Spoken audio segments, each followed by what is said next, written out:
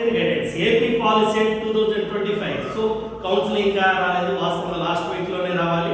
Some reasons వల్ల counselling అనేది delay అవుతుంది. ఐ థింక్ మినిమం ఒక 1 వీక్ లో కౌన్సిలింగ్ అనేది లేట్ అయితే. రీజన్స్ మీన్స్ కాలేజ్ అప్రూవల్ కావచ్చు, అలాగే గవర్నమెంట్ కాలేజ్ లో ఫ్యాకల్టీ ఎవరైనా రిటైర్ అయినా కానీ దాన్ని ఫిల్అప్ చేయాలి కాబట్టి.